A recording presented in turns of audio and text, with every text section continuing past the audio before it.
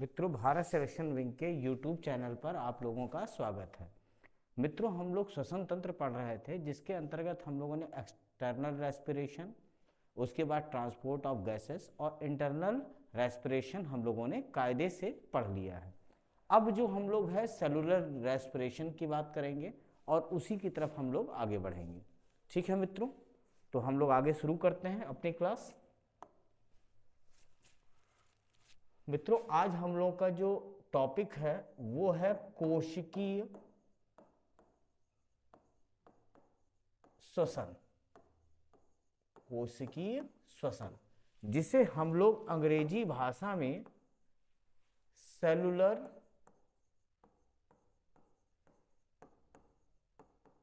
Respiration बोलते हैं। क्या मित्रों बोलते हैं? Cellular respiration. ठीक है, तो मित्रों इसके अंतर्गत कार्बोहाइड्रेट का पाचन होता है।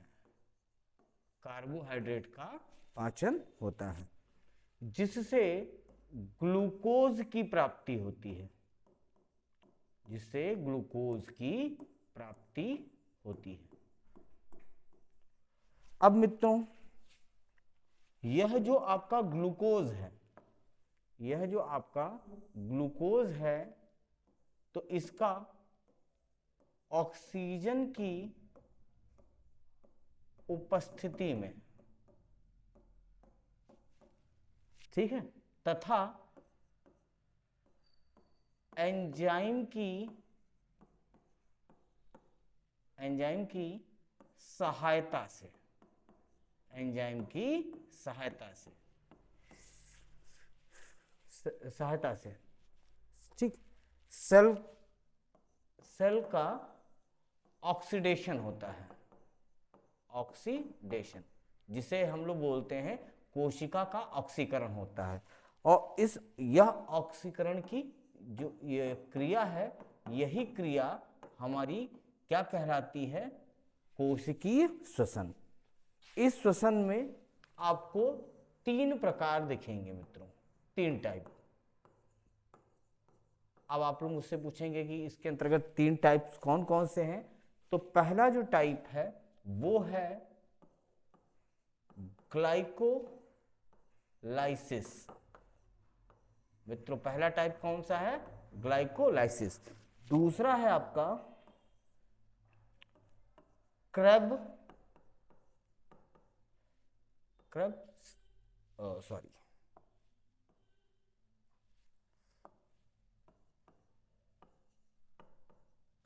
साइकिल,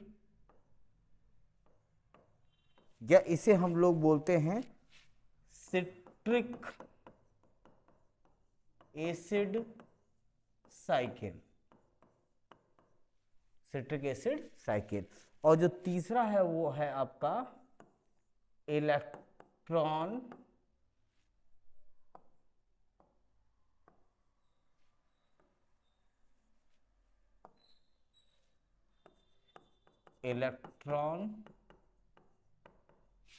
ट्रांसपोर्टेशन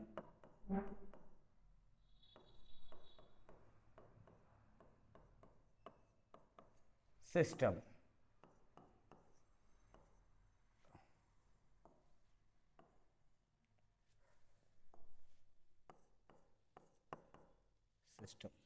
जिसे हम लोग ईटीएस कहते हैं। इसे हम लोग क्या बोलते हैं? ईटीएस। अब हम लोग को ग्लाइकोलिसिस इस पे पढ़ना है, क्रेब्स साइकिल हमको पढ़ना है, और इलेक्ट्रॉन ट्रांसपोर्टेशन सिस्टम पढ़ना है मित्रों, ये टॉपिक थोड़ा सा जटिल है, थोड़ा सा इस पे आप लोग विशेष ध्यान भी रखिएगा, एग्जाम के दृष्टि से महत्वपूर्ण है। ठीक है, हम लोग अब अगले प्रश्न की तरफ बढ़ते हैं। इसके पहले आप लोग इसका एक स्क्रीनशॉट भी ले लें। क्लास के अंत में इसका आपको पूरा रिवीजन भी कराया जाएगा, जिससे आप अच्छी तरीके से चीज़ों को समझ पाएं। ठीक है मित्रों, आगे बढ़ते हैं। तो मित्रों, हम लोग अब जो टॉपिक देखने जा रहे हैं वो है आपका ग्लाइकोलिसिस। ग्लाइकोलिसिस, तो मित्रों इसके बारे में देखिए, इसे हम लोग ईएमपी पाथवे, ईएमपी पाथवे भी कहते हैं।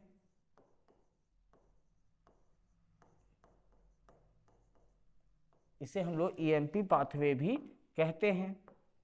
दूसरे पॉइंट पर आते हैं, इस प्रक्रिया में O2 का यूज नहीं होता है, ठीक है। अर्थात यह अवायवीय श्वसन, या इसे हम लोग बोल सकते हैं एनारोबिक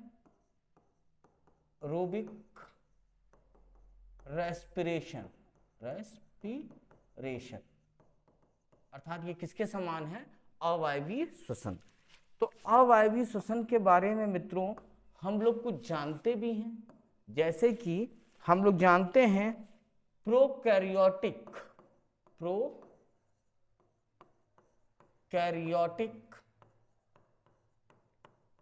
जीव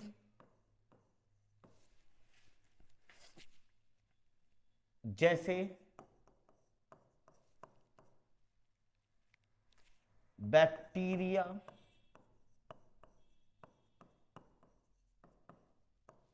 तथा नील हरित शैवाल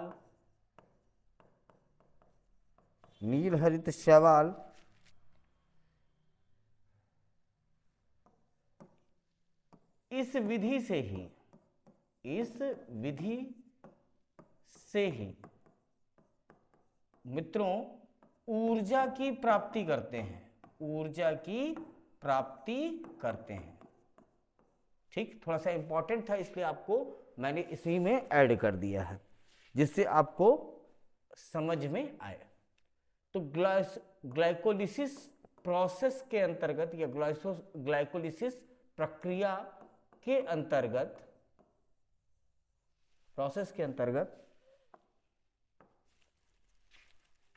ग्लूकोज के एक अणु से मित्रों, ग्लूकोज के एक अणु से पायरुविक एसिड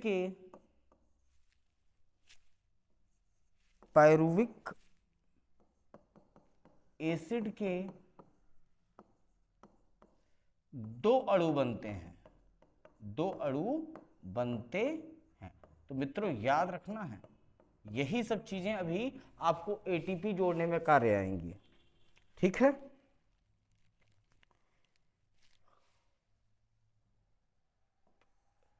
शुद्ध एटीपी में से इसी प्रक्रिया के द्वारा शुद्ध एटीपी के दो अणु खर्च होते हैं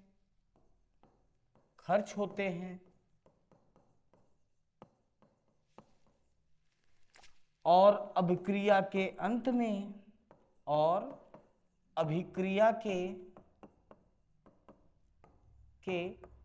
में 4 एटीपी प्राप्त होते हैं। बहुत इंपॉर्टेंट पॉइंट है मित्रों, इसको भी आप लोग नोट डाउन करिएगा।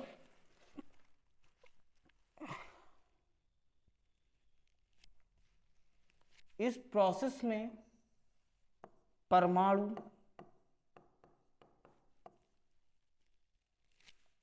बनते हैं, जैसे कि नैड। अब ये नैड क्या है, तो आप लोग फुल फॉर्म इसका लिख लीजिएगा, निकोटिनिमाइड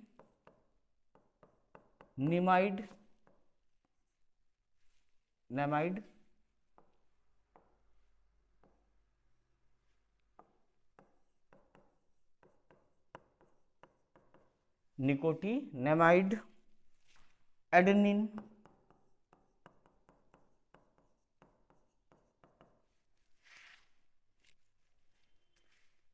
डाई न्यूक्लियोटाइड, डाई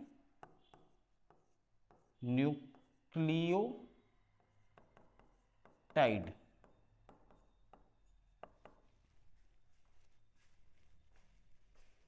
ठीक है। इसमें जो परमाणु बनते हैं वो नाइड को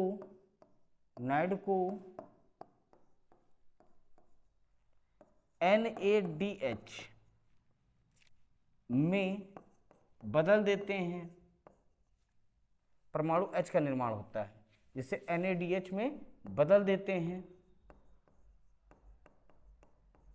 और मित्रों इसी NADH से का यूज ऊर्जा के रूप में किया जाता है, ऊर्जा के रूप में किया जाता है। इंपॉर्टेंट पॉइंट है मित्रों, इसको आप लिख लीजिएगा, ठीक है।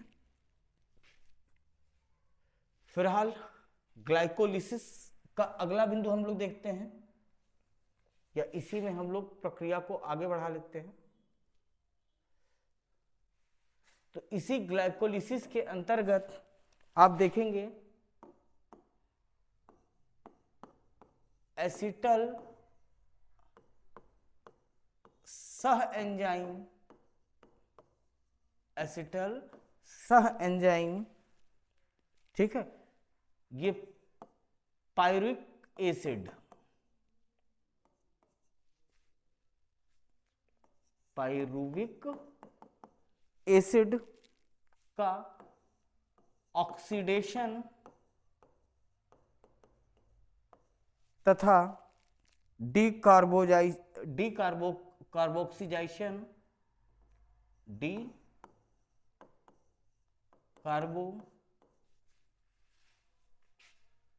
कार्बोजिनेशन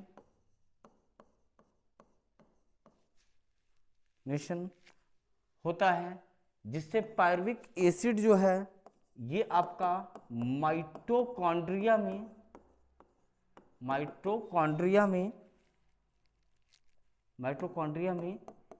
एसिटल CoA के रूप में पहुंच जाता है,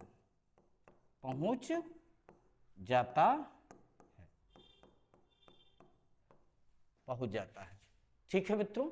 तो ये चीज आप लोग थोड़ा सा आप समझ सकते हैं, ठीक। जहां भी आपको दिक्कत आएगी तो आप बताइएगा, आपका चीजें थोड़ा सा समझ में आ जाएंगी, ठीक।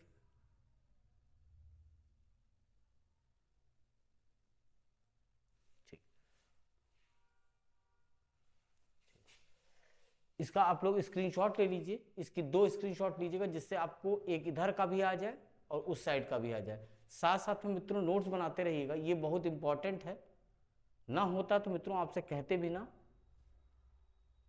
ठीक है। हो गया फोटो, एक आप इस साइड की ले लीजिए, ठीक है मित्रों। चलिए आगे हम लोग बढ़ते हैं।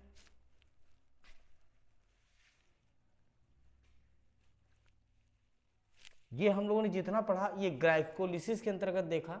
अब जो हम लोग पढ़ने जा रहे हैं वो है क्रेब्स साइकिल,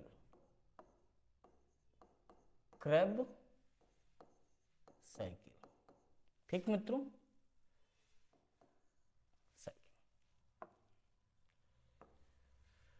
तो सबसे पहले मित्रों इसमें हम लोग देखते हैं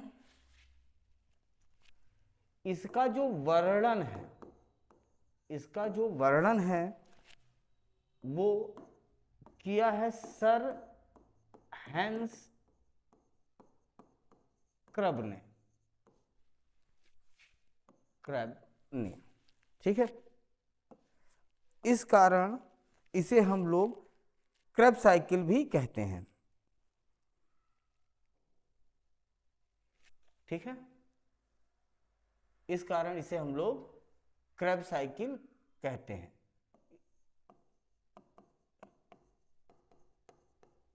इसे हम लोग क्रेब्स साइकिल बोलते हैं। क्रेब साइकिल के अंतर्गत ही सिट्रिक अम्ल का निर्माण होता है मित्रों। और इस निर्माण होने के कारण या इसी कारण इसे हम लोग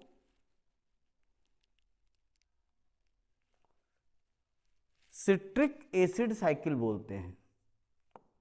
सिट्रिक एसिड साइकिल बोलते हैं।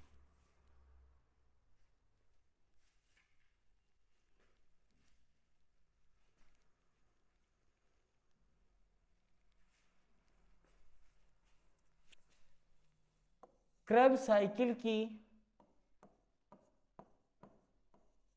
संपूर्ण प्रक्रिया मित्रों माइटोकॉन्ड्रिया में होती है। माइटोकॉन्ड्रिया में होती है। माइटोकॉन्ड्रिया को मित्रों हम लोग क्या बोलते हैं? कोशिका का पावर हाउस।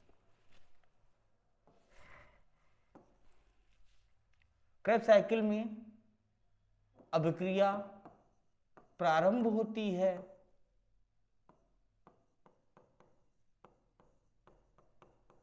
तो वो कैसे है? तो सबसे पहले देखिए एसिटल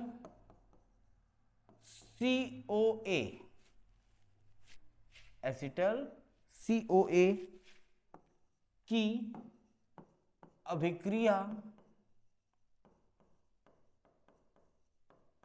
अभिक्रिया ऑक्जेलो एसिटिक एसिड से होती है। ऑक्जेलो एसिटिक एसिड से होती है और इस अभिक्रिया के दौरान ही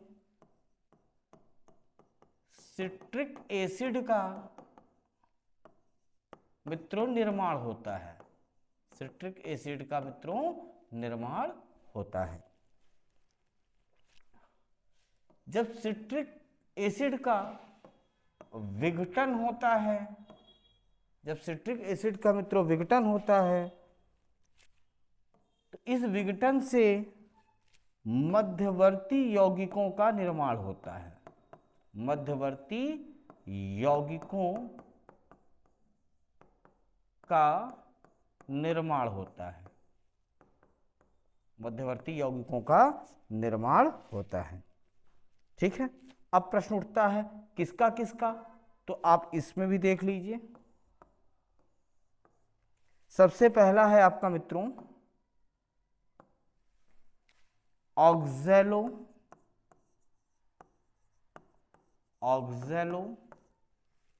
सिस्निक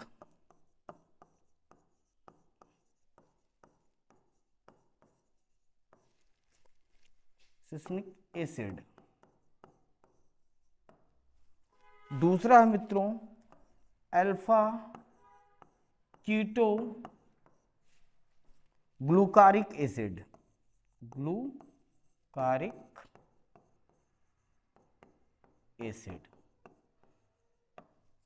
और मित्रों तीसरी बात करें तो ये है आपका मैलिक एसिड। इसका आपका निर्माण होता है। अब मित्रों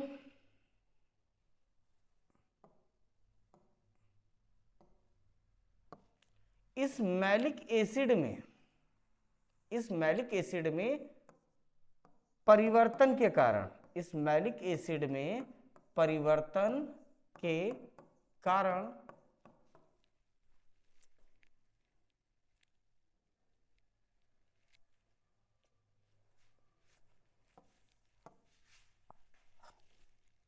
या मैलिक एसिड का परिवर्तन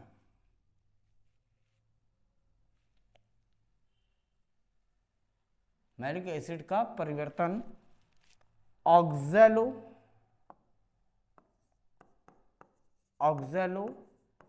एसिटिक एसिड में होता है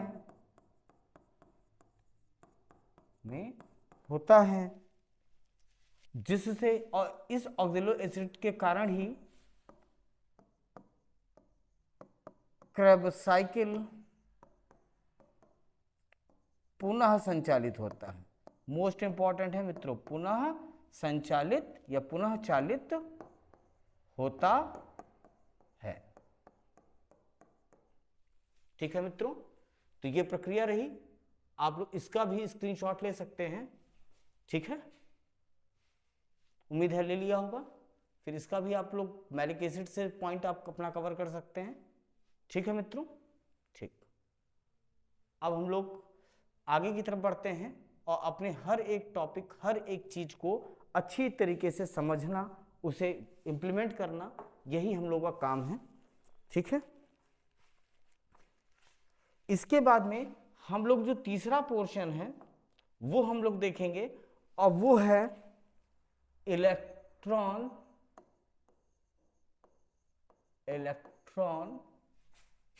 परिवहन तंत्र। ठीक, और इसे हम लोग ईटीएस बोलते हैं, इलेक्ट्रॉन ट्रांसपोर्टेशन सिस्टम। तो मित्रों, ग्लाइकोलिसिस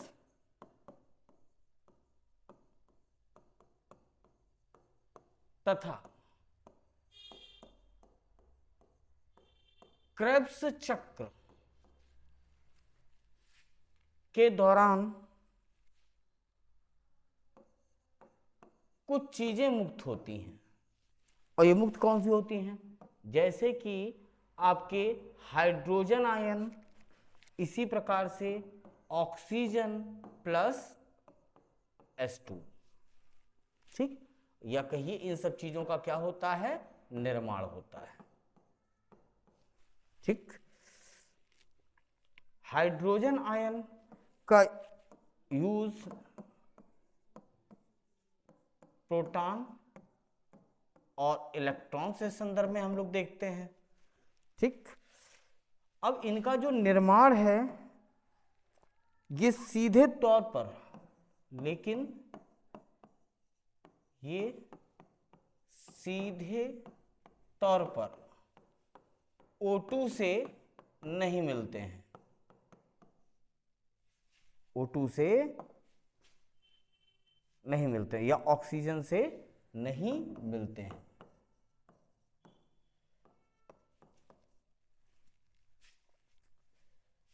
तो मित्रों, इलेक्ट्रॉन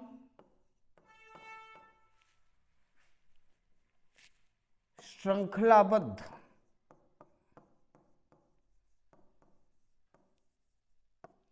मध्यवर्ती यौगिकों की सहायता से, मध्यवर्ती वाहकों से होकर गुजरता है, या परिवहन करता है। इस परिवहन के दौरान कुछ ऊर्जा मुक्त होती है, इस मुक्त ऊर्जा का प्रयोग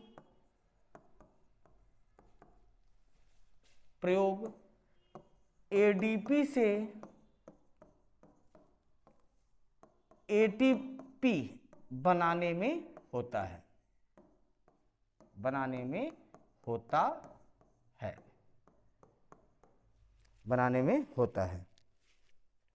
अब ये जो आपका एटीपी है,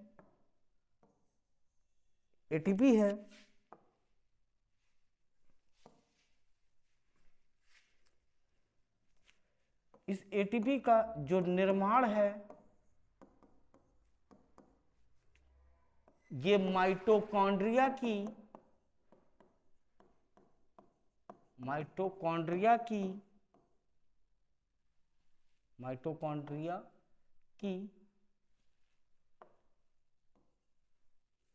आंतरिक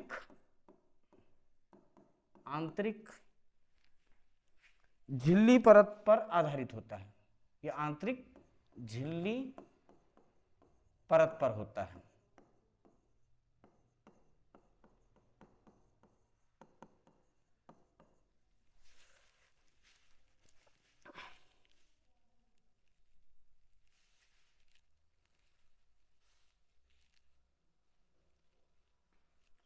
हो गया मित्रों। तो ये हम लोगों का आज जो है टॉपिक था, जिसे हम लोगों ने सेलुलर रिप्रोडक्शन के अंतर्गत देखा है। ठीक है मित्रों, ये थोड़ा सा जटिल टॉपिक है, इसलिए इसमें ज्यादा आगे कार्य नहीं कराया जा रहा है। ठीक है, ठीक। अब हम लोग स्टेप बाय स्टेप हर चीज को देखेंगे, समझेंगे और एनालिसिस करेंगे कि हम लोगों ने क्या क्या पढ़ा है और क्या क्या जाना है। तो मित्रों, जैसा कि आप लोगों को पता है, हम लोगों का आज जो टॉपिक था वो था कोशिकीय श्वसन। मित्रों, एक्चुअल में ये सब श्वसन तंत्र के अंतर्गत ही है। श्वसन तंत्र को की पूर्व क्लासेस में आपको external respiration, transport of gases और आपका इंटरनल रेस्पिरेशन बताया गया था। आपको इसी टॉपिक के अंतर्गत आपको बोर इफेक्ट और हेल्डोन इफेक्ट के बारे में भी जानकारी दी गई थी। यदि आपको मित्रों इसको समझने में कोई परेशानी हो तो पूर्व क्लासेस को आप देख सकते हैं, जिससे आपको समझने में सहायता मिले। ठीक है मित्रों, तो कोशिकीय श्वसन के अंतर्गत हम देखते हैं कि कार्बोहाइड्रेट का पाचन हो रहा है मित्रों, और ग्लूकोज की प्राप्ति हो रही है, C6H12O6। ठीक है, यह ग्लूकोज जो है ऑक्सीजन की उपस्थिति में तथा एंजाइमों की सहायता से इसका मतलब सेल का ऑक्सीडेशन की क्रिया होनी शुरू हो जाती है, और इसी क्रिया को हम लोग या इस प्रक्रिया को हम लोग कोशिकीय श्वसन के अंतर्गत ही देखते हैं। अब मित्रों, जो कोशिकीय श्वसन है इसके अंतर्गत 3 प्रकार हैं। एक आपका ग्लाइकोलिसिस की प्रक्रिया, दूसरा आपका क्रेब्स साइकिल या सिट्रिक एसिड साइकिल, और तीसरा है इलेक्ट्रॉन ट्रांसपोर्टेशन सिस्टम मित्रों। ठीक है, अब जब हम लोग टॉपिक देख रहे हैं तो सबसे पहले हम लोगों ने ग्लाइकोलिसिस की प्रक्रिया को हमने देखा है। क्या देखा है? ग्लाइकोलिसिस। ठीक है, तो ग्लाइकोलिसिस को हम लोग मित्रों ईएमपी पाथवे कहते हैं। क्या बोलते हैं? EMP pathway. ठीक है, इस प्रक्रिया के दौरान ऑक्सीजन का यूज नहीं किया जाता, अर्थात यह किस प्रकार के श्वसन के अंतर्गत होता है? अवायवीय श्वसन। ठीक है, तो अवायवीय श्वसन मित्रों किन जीवों में होता है?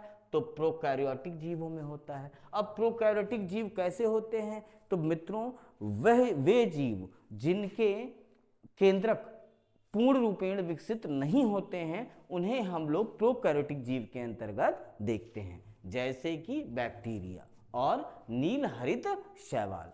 और ये दोनों ही अवायवीय श्वसन के द्वारा ही ऊर्जा की मित्रों प्राप्ति करते हैं। क्लियर है मित्रों? ग्लाइकोलिसिस की प्रक्रिया के दौरान ग्लूकोज के एक अणु से मित्रों पायरुविक एसिड के 2 अणु बनते हैं। कितने अणु बनते हैं? 2 अणु बनते हैं मित्रों। वहीं इस प्रक्रिया के दौरान शुद्ध एटीपी के 2 अणु क्या होते हैं? खर्च हो जाते हैं, और अभिक्रिया के अंत में मित्रों कितने एटीपी प्राप्त होते हैं? मित्रों 4 एटीपी प्राप्त होते हैं। ठीक है, अब देखिए इसी प्रक्रिया के दौरान परमाणु H की प्राप्ति होती है, और परमाणु H जो है ये आपका NAD से क्रिया करता है। ठीक है, फिलहाल परमाणु H जो है इसमें NAD देखिए, तो NAD क्या है? निकोटिनिमाइड एसिड एडेनिन डाइन्यूक्लियोटाइड के साथ में H मतलब हाइड्रोजन, ठीक है, ये जुड़ता है, जिसके कारण NAD जो है NADH में बदल जाता है। और NADH का यूज किस रूप में किया जाता है मित्रों? तो ऊर्जा के रूप में किया जाता है। अभी आगे चलकर हम बताएंगे NADH के एक अणु से 3 ATP का क्या होता है? निर्माण होता है। अभी क्रेब्स साइकिल के अंतर्गत आप लोग कल के टॉपिक में ये सब देखेंगे। ठीक है, फिर उसके बाद मित्रों आपको एक चीज और बताई गई है, और वो क्या है? ग्लाइकोलिसिस की प्रक्रिया के अंतर्गत एसिटल सह एंजाइम पायरुविक एसिड, ठीक है, माइटोकॉन्ड्रिया में एसिटल CO के रूप में पहुंच जाते हैं। क्लियर है? अब किस दौरान? जब पायरुविक एसिड का ऑक्सीडेशन और डीकार्बोनाइजेशन होता है, उसी प्रक्रिया के दौरान। ठीक है मित्रों, एक एक चीज आपको पढ़ाई जा रही है, समझाई जा रही है और एक एक चीज आप लोग इसके अंतर्गत समझ रहे हैं। अब हम लोग आगे बढ़ते हैं, आगे देखते हैं। अब दूसरा हमारा जो मामला है वो है क्रेब्स साइकिल का। अब क्रेब्स साइकिल का जो वर्णन है वो सर हैंस क्रेब महोदय के द्वारा किया गया था। सर हैंस क्रेब के द्वारा किया गया था। इसी कारण इस प्रक्रिया को हम लोग क्रेब्स साइकिल कहते हैं। क्रेब्स साइकिल के दौरान ही, ठीक है, सिट्रिक अम्ल का निर्माण होता है मित्रों। इसी कारण क्रेब्स साइकिल को सिट्रिक एसिड साइकिल भी मित्रों कहा जाता है। फिलहाल क्रेब्स साइकिल की जो संपूर्ण प्रक्रिया है मित्रों, ये माइटोकॉन्ड्रिया में संपादित होती है।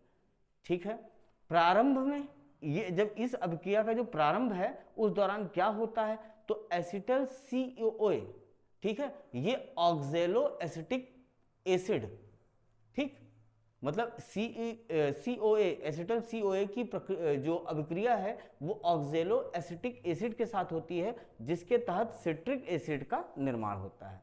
सिट्रिक एसिड के विघटन से मध्यवर्ती यौगिकों का निर्माण होता है, जिससे ऑक्जेलोसिस्निक एसिड, अल्फा कीटोग्लूकारिक एसिड और मैलिक एसिड का मित्रों निर्माण होता है।